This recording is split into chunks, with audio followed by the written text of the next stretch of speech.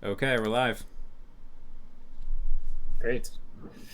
Well, hello everybody. Welcome to the April live stream. Thank you all for joining us on a Tuesday evening.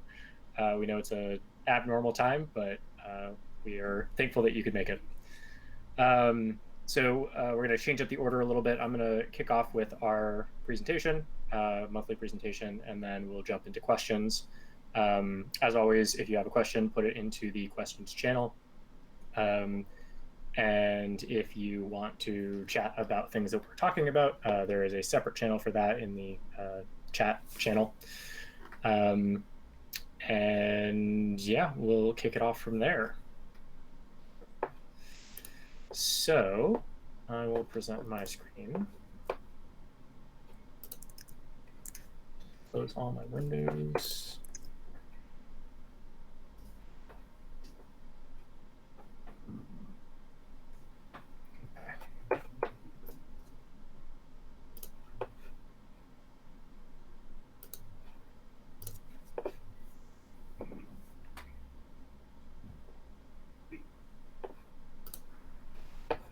All right, can you see that? Yes. Cool. So this is the fourth month of the year. So the first live stream that we did was January 14th, I think. So we're now 3 months later.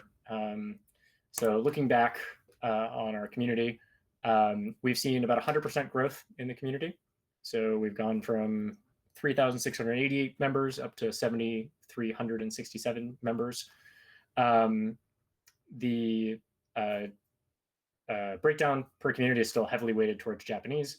And so if we actually compare this to where we were in January, it looks almost the same in terms of the breakdown, despite the fact that the numbers have doubled.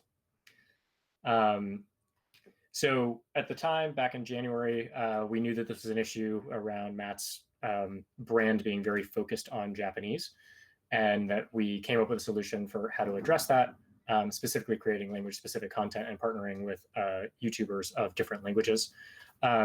So we've not launched either of those things yet, but over the past 3 months, we've been laying all of the groundwork that we need in order to pursue that. So the plan that we had 3 months ago and the plan that we have now is still the same, as we've just made progress on laying the groundwork.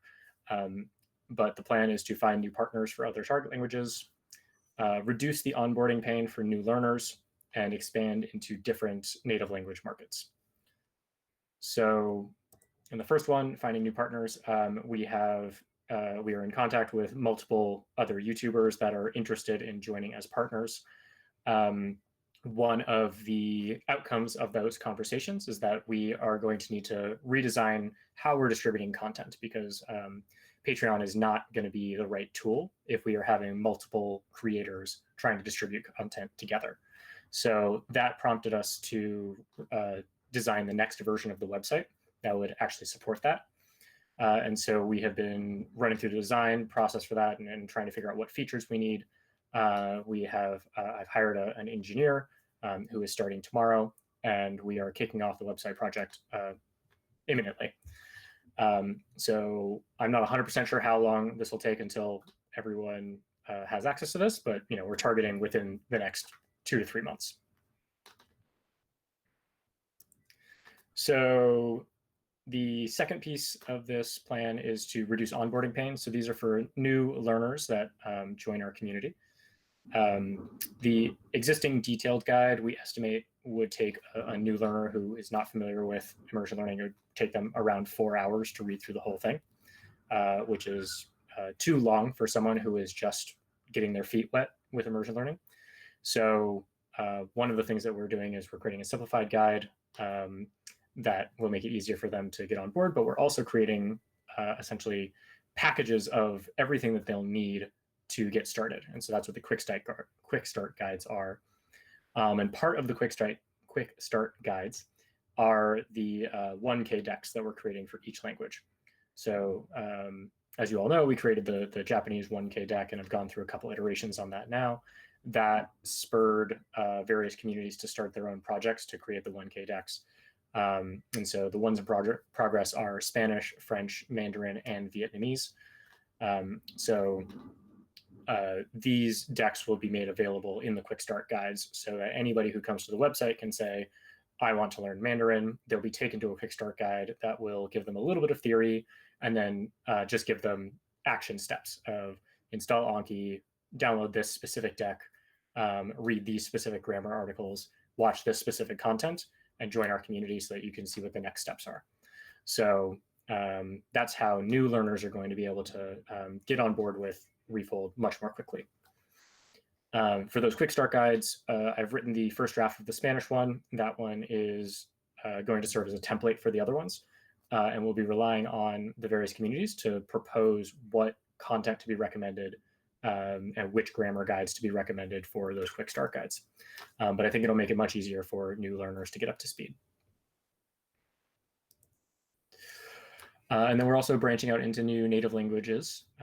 So we have awesome volunteers that have already started translating the detailed guide, but we're going to put the simplified guide in front of them first. And I think I forgot to mention that we're planning to launch the simplified guide early next week. So we'll have it open for public comment, and then everyone can give their feedback. We'll make some changes, and then we'll kick off the translation for that guide. And part of the website V2 project will be implementing this translation infrastructure as well. So there's 3 major components to the website project. One is supporting content for multiple creators. Another is supporting these quick start guides. And the third is translation infrastructure. So we're hoping that by the end of the 3 months, the next 3 months, we will be able to make it easier for people to get on board and also make it easier for people who speak other languages to join our community. So we can start getting native speakers for lots of languages, which would allow us to start doing more crosstalk and practicing with other Refold members, which I think is going to make our community even better and more interesting. So we had some other stuff that we worked on, like the Hall of Fame on the website and the tag bot, but they're smaller projects that I didn't feel like were necessary to include as part of this. So that is all I have to present. So pretty short this week. So if you have any questions or comments about that, feel free to put it in the chat. And otherwise, we can get started with the Q&A. Ethan, I like how you still have MIA bookmarked as your first bookmark in the browser. You know, I never pay attention to my bookmarks. I did not even realize it was there. Well, hey, now it's a link to MIA, or sorry, a link to Refold. That's true. It does take you. Oh, that's interesting. It did not take me to Refold. Oh no. Well, we'll have to look at that in a bit. I'm gonna make a note to look at that. All right, so looking at the questions, the first one comes from Top Dog. He is asking, how much repeat viewing did you do of Japanese shows while you were learning? Besides passive listening, virtually none. I mean, sometimes I would rewatch a show that I liked just because I liked it, like a year after initially watching it. But when you have that big of a time span between watches, I don't even really count that as repeat watching. And I wouldn't even do that much. In general, I prefer just as a person to consume new content. I know some people, they prefer to kind of spend more time going back with content that they like. And I'm just talking about outside of language learning. It seems like different people rewatch their favorites at different amounts of times. But yeah, I've never really been a rewatcher that much. So even when I was learning Japanese, although for the first couple years, my passive listening was pretty much exclusively content that I had watched actively the previous week. Outside of that passive listening, yeah, I virtually never repeatedly consumed things.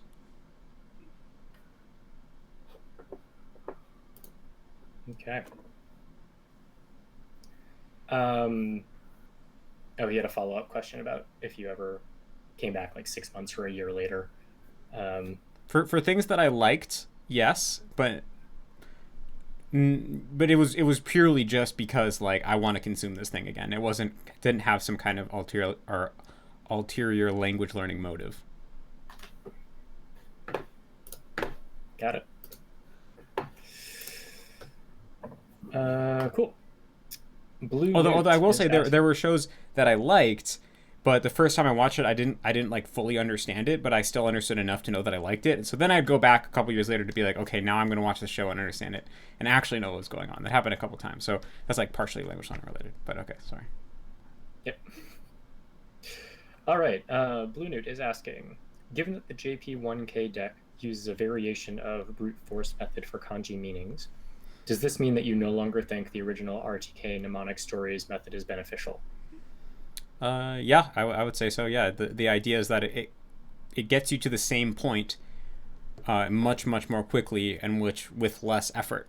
So for the purposes of Refold, we're really concerned with learning to understand written Japanese. In order to understand written Japanese, you need to get to the point of kanji fluency, which I won't go into here because I explain it pretty extensively in my original JP1K video, which is up publicly on the Refold YouTube channel. But yeah, all of RTK was just it from my point of view. Of course, not this is the view of the author is completely different. But in my personal point of view, I always viewed RTK as having the purpose of getting you to the point of kanji fluency. And so, if there's a quicker way to get you that gets you to kanji fluency without having to come up with a bunch of stories and make mnemonics and spend an extended amount of time on that process, then I'm all for that. And now that I think the JP1K deck and the style of reviewing that comes with the deck does get people to the point of kanji fluency much more quickly and without needing any of that, it does kind of become obsolete. Now the only other addition to what I've just said is that when you're concerned with writing out kanji from memory, which most learners are never going to be. Like even myself to this day, I never really practice writing out Japanese from hand because I don't find it relevant. Even for native speakers, 99% of stuff is just typed out nowadays. So it's really not important to be able to write out Japanese from hand. But even if you did want to be able to write Japanese out from hand, I would highly recommend waiting until you're already fluent in Japanese before spending time working on that. And so it's still not really relevant to the beginning of the learning process. But once you're already fluent, and if you decide that writing Japanese out from memory by hand is important to you, then I still think it's up for debate what the best method is, and maybe a RTK style of learning would make sense at that point in time, potentially. But I also think it could definitely be possible without it. But at least I think there's an argument to be made that it's still useful once you're already fluent and you're particularly working with writing things out by hand. Yeah, the one thing that I would add to this though is that the JP1K deck seems to be generally well accepted, and that the people who are doing it are generally having good results. But we have seen that there's a small minority of folks who the brute forcing just doesn't work for them. So there was one person in the chat who had dropped the number of kanji down to 2 per day and was not able to even learn that. And so I think in that case, a mnemonic system might be beneficial for those types of learners where they're not having good results with the JP1K, but I think it's a really small minority. Yeah, that makes sense. And I still think there are other things that I would want. Like if I was working with somebody directly who was having that issue, there are other things that I would try before switching over to a mnemonic method, like, adding example sentences and tinkering with the review style and things like that. So but yeah, I mean, everyone's mind works a little differently. So if for some people the JP1K method just really isn't working, then yeah, maybe that would be a good option for them. But like you just mentioned, I think that is a small minority. Cool. Next question from Steve Dibben. How did the video recording with Xiaoma go? Any hints you can drop about the content or the release date? Yeah, so I just got back last night, from a short trip to New York, where I got to hang out with Xiaoma and we filmed some videos. It went really well, and I think the first set of videos will be coming out very soon, like probably within the next week. I was just talking to Xiaoma, and he's pretty much done editing his video. Now it's just up for me to edit my video, and we want to release them at the same time. And yeah, there's probably just one video will be going up on Xiaoma's channel, but there's a few that are going to be going up on my channel. Some directly related to Xiaoma, some that I just happened to film while I was in New York. But for all those people who really wanted to see me speaking Japanese in the wild and trying to get reactions from Japanese people, the time has finally come, and I think you will be pleased with what we have coming. Yeah, and then I'll just add to that that there are other videos that are coming out of it as well, not just that. There's some other awesome ones that Matt described to me that I think the community is going to really like. So, all right, next question from Aelith. I'm not sure if I'm pronouncing that correctly, but is there any plan to follow up on the MPV video released a few months ago? I found that video super helpful and would love to hear a little more on your MPVicious flow. Yeah, I definitely could make another video talking about that. I kind of feel like the first video that I made is the really important one because it shows you how to get everything set up, including scripts. And so I think, and then I like link MPVicious. So to a large extent, I feel like, you know, if you I've given people like 80% of what they need, and then the last 20% isn't that hard to figure out. But I definitely could see benefit in making a video that actually goes into the next level of detail and about the specific workflow. The thing that I'm a little hesitant about is that since making that video, I've learned that getting MPV set up on a Mac is a little bit more difficult. In my experience, you have to basically do it through Homebrew, and a lot of people like have never messed with Homebrew, and they think it looks like some like Matrix hacking thing, and it'll probably freak them out. So that kind of, I mean, it's just kind of unfortunate because then, like, I'm worried that people, if I talk about MPV more, people with Macs will go and try to set it up, and they'll end up spending a bunch of hours and getting nowhere and like banging their head against the wall.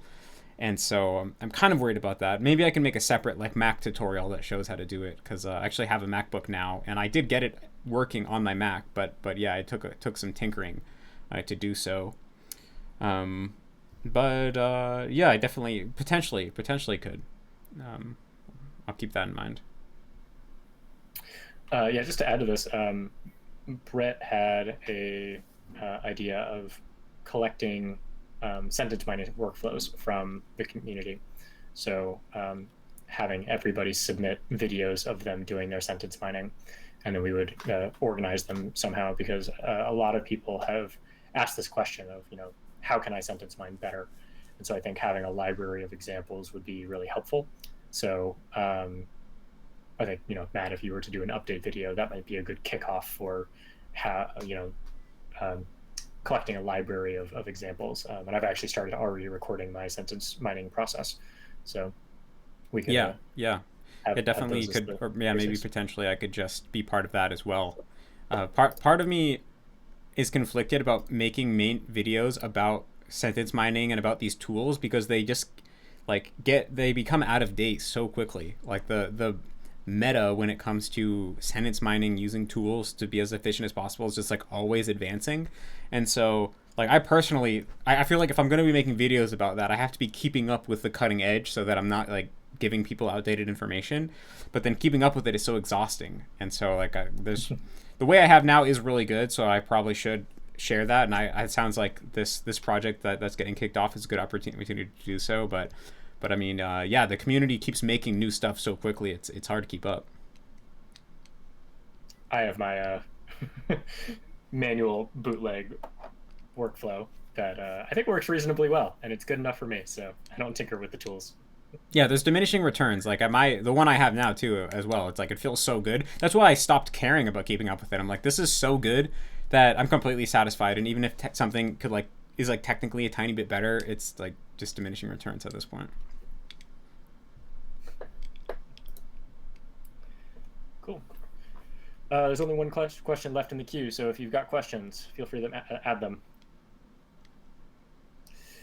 Brett Williams is asking, in the Ask an Expert channel recently, I think you said you do almost exclusively intensive immersion with Chinese, completely void of motivation issues. Do you think that intensive immersion is the most effective immersion type so you naturally don't need as many lookups and it converts into free flow naturally? Or do you still think that free flow is essential through the whole process? Wait, read that last part again? Like the question part of it? The question is, is intensive immersion the most effective immersion type? And if you had the motivation to do it, should you just do intensive immersion, or do you think free flow also serves a purpose that should be done simultaneously? I mean, I definitely think that free flow serves a purpose because it's a very different, like you're using your mind in a very different way when you're doing free flow immersion. And I think like basically when you're doing intensive, you're leaning a little bit more on like using your conscious mind to help you understand stuff. And then in free flow, it's like very much a natural acquisition type of mode. And so I think that it is ideal to have some free flow immersion in there. I think it helps you kind of integrate what you've learned in intensive immersion and like make it more effortless. Because I think if you only like, if for example, you really only did intensive immersion and you had like no passive listening, no free flow, then I think your understanding would grow really quickly, but your understanding would always rely on you being in that like conscious mode where you're kind of like putting in a lot of effort. And then if you ever try to like just suddenly do free flow, your comprehension would drop really drastically. So I think that, yeah, ideally you're kind of pushing your cutting edge forward through intensive, and then you're like catching up your like how much you can understand without trying so hard by doing free flow. And I also think there's certain things that are probably easier to acquire in a free flow like state of mind than in an intensive state of mind. So I do think that, yeah, if you had infinite willpower and infinite time, then you would do both. But like in my case, I think all the downsides that I just mentioned of not doing free flow, well, first of all, they're reduced because I do passive listening. And some people like don't do passive listening. So it's like if you're the type of person who didn't do passive listening, then I'd say it's more important to do free flow immersion. But I do a lot of passive listening, so I get some of the benefits of free flow immersion from there. And also, even for the benefits of free flow immersion that I'm lacking, I can pick up on those later once through intensive my comprehension gets good enough to the point where doing free flow is a little more enjoyable. So for me, I do view it as kind of a compromise that is worth it because Chinese is only a small fraction of the pie of my entire life right now. And so it's important for me to find a way that makes it enjoyable and makes me want to do it even after a long day when of exhausting other stuff basically. And I think it's a relatively small compromise.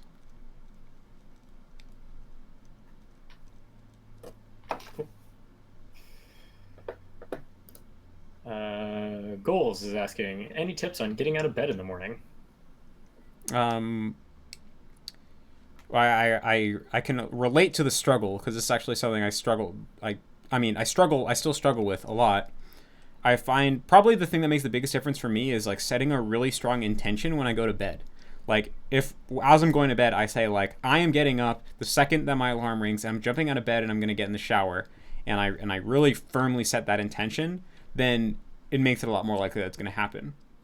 Another practical tip is get 2 alarm clocks, and I got this one I'm about to say from Thomas Frank, by the way, the productivity YouTuber. Get 2 alarm clocks, and put one of them right next to your bed, and the other one on the place within your house that is farthest from your bed.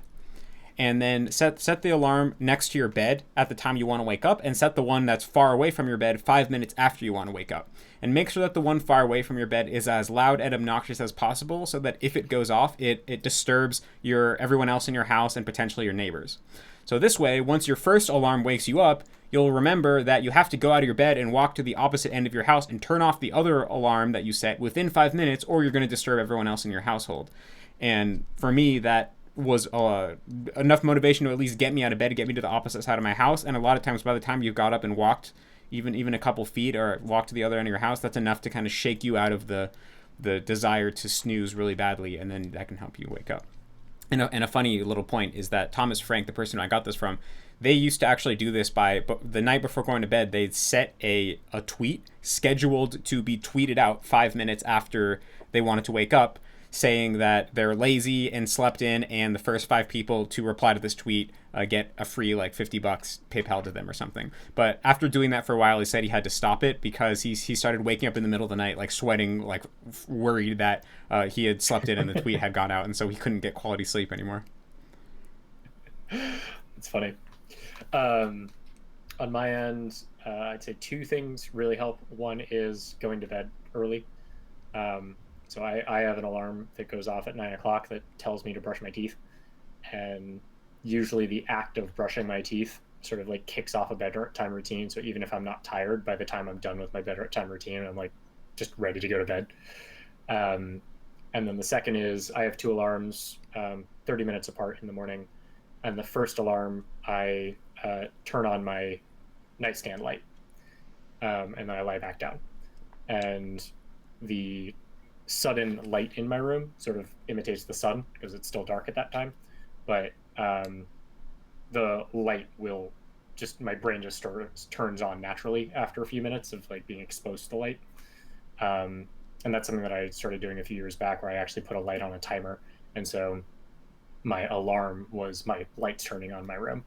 And that is usually enough just to wake my brain up. Um, and then also just like having a nice morning routine is good.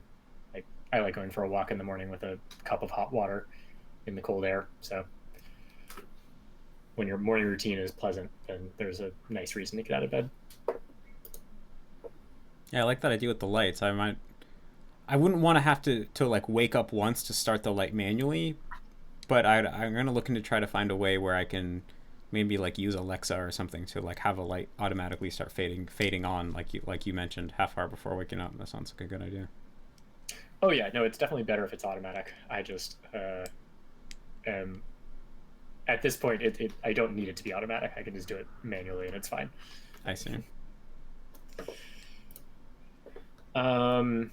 Bree is not asking a question, but says that she would absolutely watch you studying, doing Matt vs. Japan study with me time or streams on YouTube or Twitch. I've thought about that. Yeah, I've thought about that. I think I've been interested in doing that for a while, so I'll keep that in mind. Yeah, it's interesting. As I've been recording myself and my sentence mining, I've been narrating the whole thing. And I thought it might be interesting to other people of like, what the process is of like looking at a sentence and looking at a definition and trying to figure out like, which definition in the monolingual dictionary does this actually apply to, making guesses about what words mean before you look them up to, see if your instinct for them is correct, that kind of thing. Yeah, definitely. Katie is asking, my main source of immersion for the next few months is going to be streaming from a university library website. My technology skills are pretty basic. Do you have suggestions for how to download or record the audio for passive listening without sacrificing too much audio quality? Well, it depends. It depends on what the actual like setup is. Like, when you say streaming, are you like streaming something that is like happening in real time, like a Zoom call, or are you streaming it in the way that you like stream Netflix? Because if you're streaming it in the way that of streaming Netflix, where like the final file exists in some form on a server somewhere, then you can most certainly download it. Like there's some way to download it that probably is possible to figure out. If you're recording it in real time, then I would probably just get a program like OBS and just record the audio stream as it comes out of the internet onto your computer. There's a Chrome extension I will link to in the chat called Download Everything. At least I think this is the one that I'm thinking of, but I'll try to find it. Give me 1 second, I'll make a note. But it essentially knows how to download video or audio from any website. But I will try and find it and send you a link in the chat.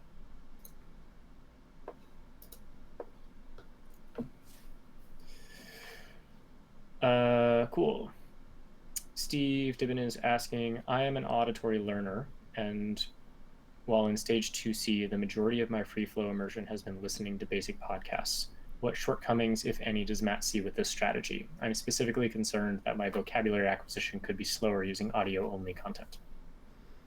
I mean, yeah, that probably is the biggest downside, but I wouldn't really worry about it too much because if you learn mainly through audio, that's going to lead to having really strong listening skills, and in the long term, that's really valuable. Sometimes I actually wish I didn't rely so heavily on reading when I was learning Japanese, because I have a friend who like is pretty much better at Japanese than me, and they learned entirely through listening, and they didn't learn how to read until they were already fluent, and I can feel there's certain like the way that our minds process Japanese is differently. My like for me, if I just hear a Japanese word and I can't think of the kanji, it feels like I didn't understand it. Whereas for them, that's like not even relevant. They don't even think about that or not because they're really operating on like a pure audio level, even though they can read now. And sometimes I'm jealous of that because I think that's kind of more similar to how the mind of a native works. But it's kind of funny because he's like jealous of me that I'm like have a level of kanji mastery that he doesn't have, and there's a lot of benefits of that as well. So I guess the grass is always greener on the other side. But yeah, overall, I would just lean to your brain's strengths, and if you feel that your listening is what's helping you improve the most, then I would just go with that because. Yeah, the only real downside is probably your vocabulary acquisition will be slower, but I mean that you can always learn more words, right? Like that's an easy remedy to fix at any point in time. So I wouldn't really worry too much about that. Yeah, I would just like to say that I'm jealous of any auditory learners. When we were writing the guide, I was telling Matt and Katrina that I like cannot learn anything from pure audio, which was kind of shocking to them. But for me, if I've never seen a word before, and I try and listen for it, or if it appears in some audio, it's like a black box. I like can't even parse the sounds. Um, so, but as soon as I see it written once, then I can hear it everywhere. So it's frustrating for me that I can't learn directly from audio.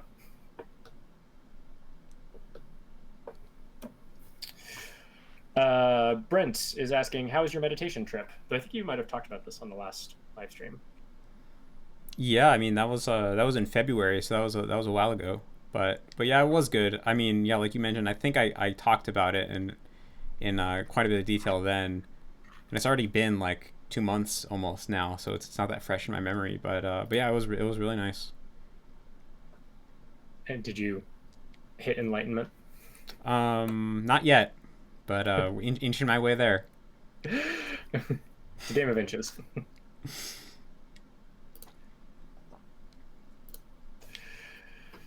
Cool. That's the end of the list of questions, but there's a bunch of people typing in the chat. Oh, here we go. All right.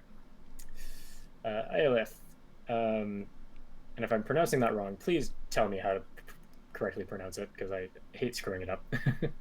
How do you track your immersion hours, and do you have a recommended system? I've tried tracking apps, tracking in Roam, etc., and nothing has really stuck with me yet. I mean, I don't really track my immersion. I never have. From what I've seen, tracking really helps some people.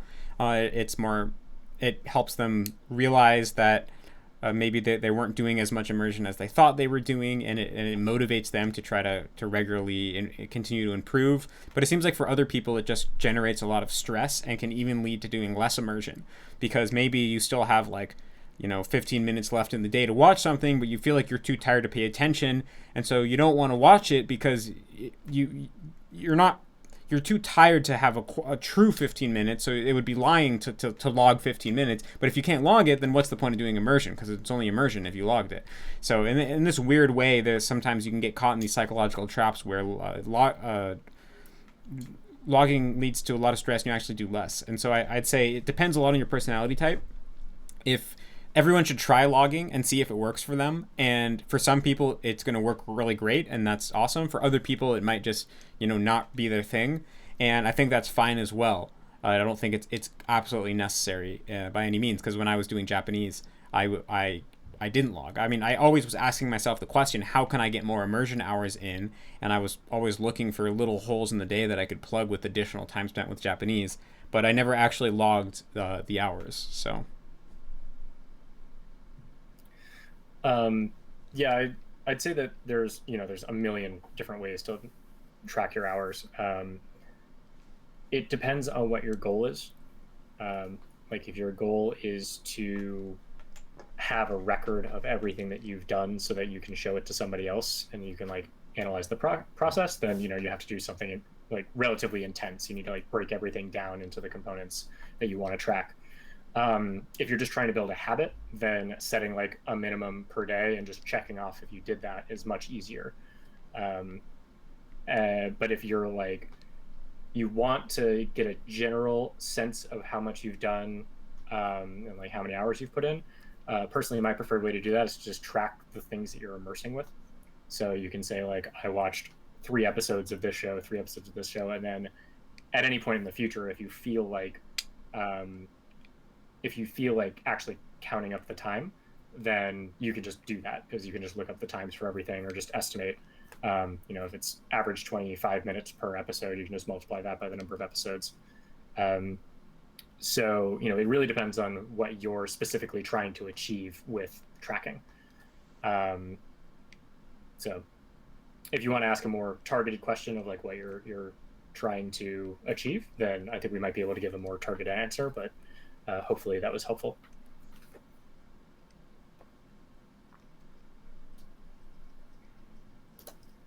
All right, that is the end of questions, but folks are typing, so wait a second.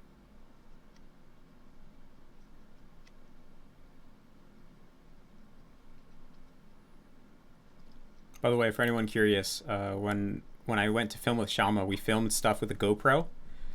He like has a little GoPro on like basically a necklace, and so we'd have someone who wasn't actually in the interaction just stand near us with the GoPro, and it's very inconspicuous because it's so small and it's just around their neck. They're not holding anything, and so that's if you're ever wondering like how does he film without people seeing that he's filming and having an unnatural interaction. That's how he does it. He also lent me his 3D camera, or his like 360-degree camera one day, and that one was really cool. I'd never played a 360-degree camera before. It's really counterintuitive because you film something and then you watch the footage back and you can literally like scroll around the room as if you're in a video game that like you're actually in a 360-degree video game. You can look at the ceiling, the floor, and everything. So if you look at the most viewed video on Xiaoma's channel where he's like ordering in Chinese, he's filming with a 3-dimensional camera, and it's really small. It's like about the size of this, and he just has it on a little tripod. And if you actually pay attention, he's getting reactions from all directions in the room at once. So if you really think about it, it might seem like, how many cameras is he filming with? But the secret is he's using this 3-dimensional camera, and then in editing, he's like looking around the entire room, seeing if anyone had a good reaction, and then just cutting that frame and putting that in. So I personally always wondered how he actually did that, what the workflow was. So I'll just put that out there for anyone interested. Cool. Brett wants to join the voice chat and ask a question. Sure.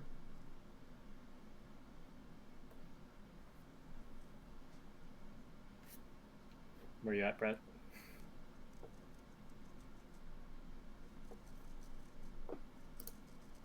Not sure if it will let you. I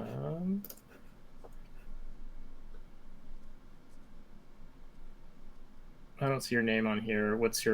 Are you Gaijin-san? I think he is, yeah. It says I can't unmute you.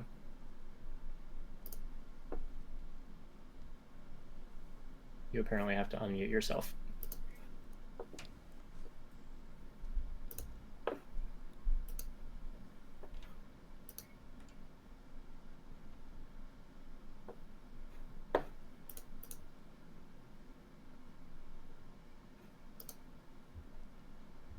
So apparently it's not working, so he's going to try and type it out.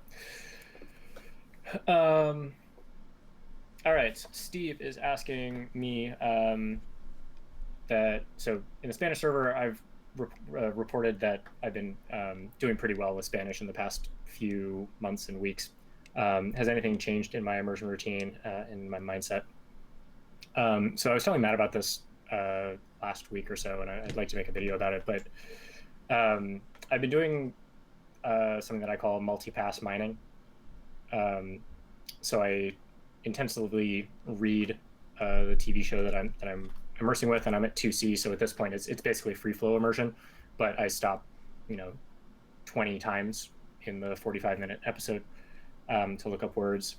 And then in the moment, I will look up words in the dictionary and try and make sense of it in the monolingual dictionary, and then I'll just star it. And then I won't come back to it for at least a week. And so I'll download that list of things and then review them in a Google Sheet in the CSV. And then I will go through all of the subtitles that I starred and say, like, now that it's been a week or two since I saw this in immersion, do I understand it now? And so what I find is that I actually learn a whole bunch of stuff from immersion, and I don't need to make cards for it. And so the cards that I end up making are only the ones that I haven't learned directly from immersion. And then I time my passive listening so that I re-listen to the same content a week or two after I create cards for it. So it's this like multi-step approach, and I find that it's really effective for A, learning things directly from immersion, B, cementing the things that I learn in Anki almost immediately. So making sure that I'm hearing the word in context almost immediately after I'm studying it. And I found that that's really, really helpful for getting good results in a pretty short amount of time, because I generally only get about 2 hours of time per day total between active sentence mining and passive, which is, not a huge amount of time. So I would say that has been really good. And then the other thing is something that I didn't start doing until we wrote the guide, but doing like binge sessions on weekends of just turning on something and just watching as much of Spanish as I possibly can. So this past weekend, when I transitioned from 2C to 3A, I chose my parent, and then I listened to my parent for 12 hours and then did another 3 hours of other immersion. And what's cool about those doing that is that when you have all of this knowledge that you've built up from intensive reading, and then you do just like this huge chunk of free flow, you can actually feel the gains in just 2 days. And sometimes it's small and sometimes it's large, but it's sort of incredible to just watch it happen. And I think it's really motivating, because it takes this very long process where you don't see gains for multiple weeks, multiple months, and it shrinks it down, I think, so that you see those gains almost immediately, even though they're smaller. So those are the two insights that I've had over the past few months that I really like. I don't track my hours, so I unfortunately can't prove that it's more effective than anything else, but hopefully, other people will hear about it, try it, and then confirm that it works well. So all right, ILF is asking or saying what we said was super helpful. Their goals with tracking are more for the sake of encouraging me to immerse more as a positive feedback loop. So I think tracking what I'm watching would be most effective. Cool. Yeah, I'm glad you found it useful. All right, Brett says that he got it working, so you're good. All right, can you hear me? Yep. Yeah. Okay, cool. So I'm not exactly sure how to ask this question. That's why it was weird to type out, but I'd say a really common question I get is, what should I be paying attention to while immersing? And like, I kind of have my own ideas on what that means, but since I haven't reached as high a level as you, I don't even know if what technically I pay attention to is correct or not. But I can't really think of any other way to answer other than pay attention to whatever you have to understand as much as you can. And I was curious what your answer to that would be, having gone through it, and if you think that what you're paying attention to changes as you get better and better and better. Well, I was actually going to almost say the exact same thing you just said, which is that your goal is to understand as much as possible. So yeah, pay attention to whatever you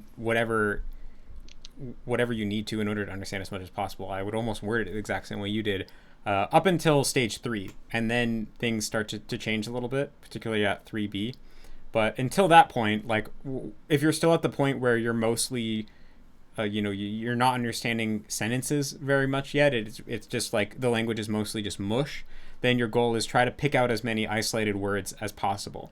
Try to pick out words that you've learned, as well as try to like hear an unknown word clearly enough such that you could look it up, using the writing system of the language. So that's kind of where you very first start off. Then once you're understanding sentences, then it's really just like try to understand as much, like try to follow along as closely as you can, pick out as many words as you like, try to pick out all the words such that you have a really good shot at understanding what the sentence means as a whole.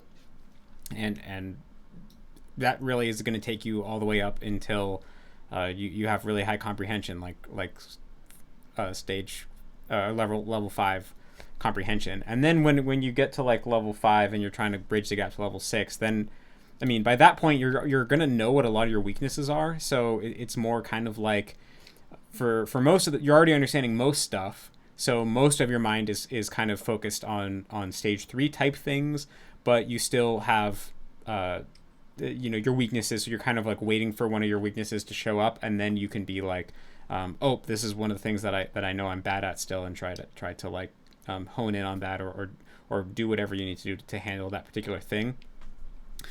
And then once you're at stage 3 and you're working on output, then your whole perspective kind of shifts, because it's not just about understanding, it's about you're trying to imitate it. So I think for me, generally, there's kind of a mode of just like try to notice as much as I can about what's going on. But actually, I guess the reality is what's happening is I always have a list of things in the back of my mind that I personally want to get better at, and I'm looking out for those things. So like even for me in Japanese right now, like aizuchi is something that I know I'm not that good at and I want to get better at. Aizuchi is basically like the sounds that you make when you're listening. Like Japanese people, like when they're listening to someone else talk, they go then, and they do that much more than English speakers do. And so I know that I have a tendency to not do that enough, or not do it naturally enough, or not do it excitedly enough. And so whenever I'm listening to Japanese, I'm mostly, a lot of times I'm paying attention to the listener more than the speaker, and I'm trying to pay attention to like how often do they do this, what do they do, and things like that. Also, like I know I personally try to pay attention to body language a lot.